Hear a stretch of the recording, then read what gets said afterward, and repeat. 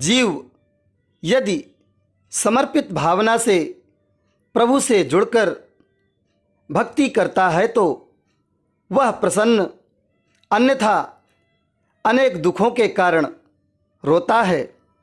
श्री रामचरितमानस में गोस्वामी तुलसीदास जी महाराज ने श्री राम जन्मोत्सव के प्रसंग में इसकी बड़ी सुंदर चर्चा की है। राष्ट्रपति पुरस्कार प्राप्त पूज्य पंडित श्री श्याम नारायण शास्त्री जी ने इस रहस्य का उद्घाटन व्यास शैली में किया है। पूज्य संत श्री राघव ऋषि जी के पिताश्री व प्रसिद्ध भजन गायक श्री सौरभ ऋषि जी के दादाश्री श्री शास्त्री जी को हम सभी नमन करते हैं। हमें आपसे अपेक्षा भी है कि इस प्रसंग को सुनकर आप इस वीडियो को अधिकाधिक शेयर कर चैनल को सब्सक्राइब करने से अपने आप को रोक नहीं सकेंगे। वह प्रगट कृपाला दीन दयाला कौशल्या हितकारी। श्री रामनवमी के दिन ठीक 12 बजे दिन में भगवान श्री राम का प्राकट्य हुआ और दशमी के दिन अन्य संतों महात्माओं के अनुसार दशमी के दिन इन तीनों राजकुमारों का प्राकट्य हुआ। कैकेयी सुता सुमित्रा दो सुंदर सुत जन्मत भय ओ वह सुख संपत्ति समय समाजा कहीं न सकैषा हृदय ही राजा। अवधपुरी सो है भांति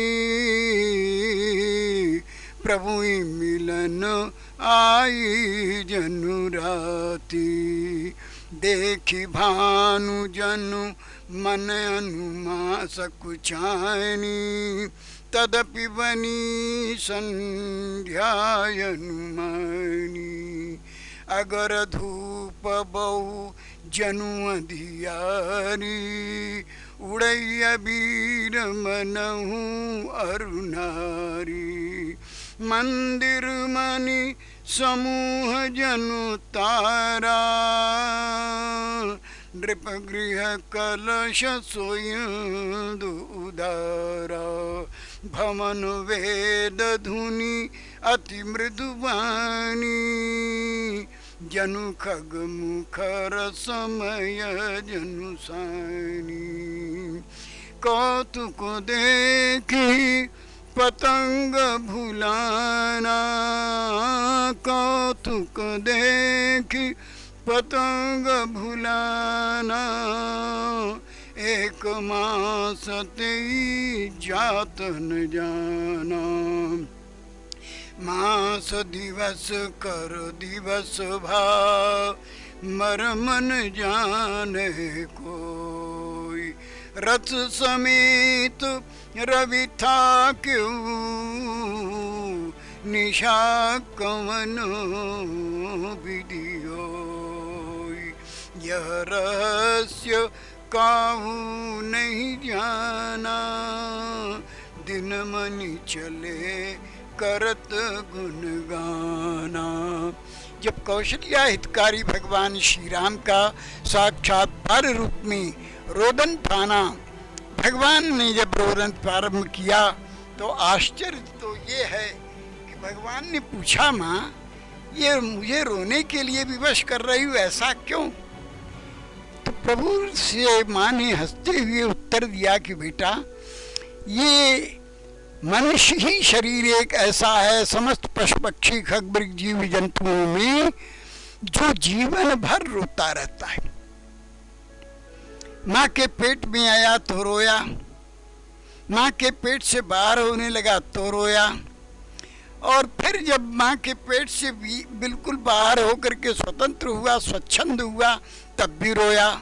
माँ ने गोद में उठाया तब भी रोया, माँ ने पालने में पढ़ाया तब भी रोया, माँ ने दूध पिलाना प्रारंभ किया तब भी रोया, और माँ ने उसके बाद गोद में रख करके सुलाना प्रारंभ किया तब भी रोया, माँ ने शरीर को पोंछना प्रारंभ किया तब भी रोया, माँ ने कुछ सयाना किया, खेल खिलौना दिया तब भी रोया, खिलाना पिलाना प्रारंभ किया तब भी रोया, दूध पिलाना और अन्य साधनों के माध्यम से तब भी रोया, सोना हुआ तब भी रोया, खेलना हुआ तब भी रोया, खेल करके आया तब भी रोया, कहीं जाना आना हुआ तब भी रोना प्रारंभ करता है, स्कूल जाना हुआ तो स्कूल में जाने में रोना प्रारंभ करता है, वहाँ से आने के बाद खेल कूद के लिए समय मिलना चाहिए, नहीं समय मिला तब भी रोया, रात्रि को सोते समय में भी, भोजन के समय में ये नहीं खाएंगे, वो नहीं खाएंगे, ऐसा नहीं खाएंगे, वैसा नहीं खाएंगे, उसकी नाक तक माँ को दम कर देता है तब भी रोया, सोते समय रोया और सवेरे उठते समय भी रोया, स्कूल में गया, पास हुआ, तब भी अच्छे नामिनेशन कराने को कौन से स्कूल में, कौन से कॉलेज में जाएं, ये चिंता हुई, कहीं भर्ती हो गई तो पढ़ाई की चिंता, पुस्तकें इतनी अधिक हैं, कैसे पढ़ें, क्या हो, तब भी रोया। इतना ही नहीं, इसके पश्चात कहीं पास हो गया अच्छे नंबर से तो प्रसन्नता हुई, लेकिन प्रसन्नता के साथ फिर उदासीनता हुई कि अच्छे कॉलेज में हमारी भर्ती नहीं हो पा रही है, तब भी रोया। उसके बाद मान लीजिए पढ़ लिख करके योग्य बन गया, नौकरी नहीं मिल रही, व्यापार नहीं मिल रहा, धंधा नहीं मिल रहा, रोना प्रारंभ किया।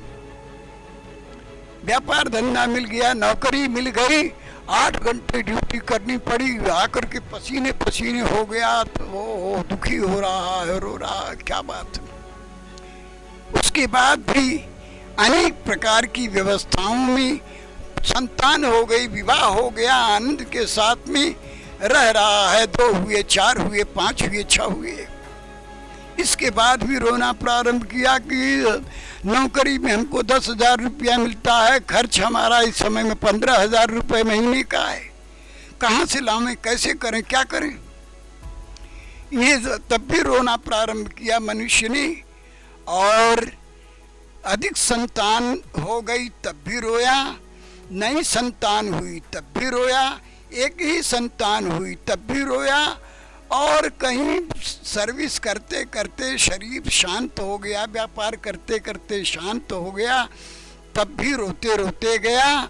और मर जाने के बाद भी लोग लिखते हैं श्रद्धांजलि समारोह में कि ये घर पर छोड़ गए हैं तो 2 बच्चे, 3 बच्चियाँ, पत्नी, उनकी माता, उनके पिता, ये छोड़ गए। मानो संसार के लोग जानते हैं कि ये जब गया अपने साथ में तो इसको साथ में लेके जाना चाहिए था, अब तक तो साथ में रहा, तो साथ में लेके जाना चाहिए था, ये छोड़ गए हैं, केवल छोड़ दिए हैं इसलिए कि तुम हमारे नाम पर हर वर्ष रोते रहना। मनुष्य जीवन एक ऐसा है जो जन्म से लेकर के मृत्यु पर्यंत तक तो रोता ही रहता है, और रोने के बाद भी रोने वालों को छोड़ जाता है। एक शायर ने बहुत बढ़िया बात कही, क्या कह रहे हैं मनुष्य को, ज़मीं हंस रही, आसमां हंस रहा है, तू क्यों रो रहा जब जहां हंस रहा है। कबीरदास जी कहते हैं कि जब तू आया जगत में, जगत जग हंसता तू रोए, ऐसी करनी करी चले कि तू हंसते जग रोए। कबीरदास जी फिर कहते हैं कि जिस मरने से जग डरे, मेरे मन आनंद मरने पर ही पाइए, पूर्ण पूरन ब्रह्मानंद। अरे कबीरा रो हंसना दूर कर, कर रोने सो प्रीति। बिन रोए कत पाइया, प्रेम प्यारा मीत। हंस हंस कर तन पाइया, जिन पाया तिन रोय। हंसी खुशी जो प्यू मिले, तको न सुहागिनी हो। अरे रोना ही है तो प्रभु के प्रेम में रो। प्रभु के प्रेम में रोने पर प्रभु की ओर से उत्तर मिलेगा, तो हमारे जीवन के सर्वारिष्ट दूर होंगे और जीवन के सर्वाभीष्ट सिद्ध होंगे। संसार में नियम ऐसा होना चाहिए कि संसार में हंसते रहो और प्रभु मिलन के विरह वियोग में रोते रहो। मम गुण गावत पुलक शरीरा, गद गद गिरा नयन बहनीरा। काम आदि मद दौं बन जाके, तात निरंतर बस में ताके। इसलिए भगवान श्री राम ने मनुष्य लीला करने के लिए जीवन भर रोने का प्रयास किया। हंसने का प्रयास प्रभु के जीवन में कम मिला है, लेकिन रोने का प्रयास प्रभु ने किया। क्यों? माँ ने कहा कि रोना पड़ेगा, तो प्रभु ने कहा जब माँ रोना ही है मनुष्य जीवन में, तो अब मैं जीवन भर तुम्हारे सामने और परोक्ष में भी रोता रहूं।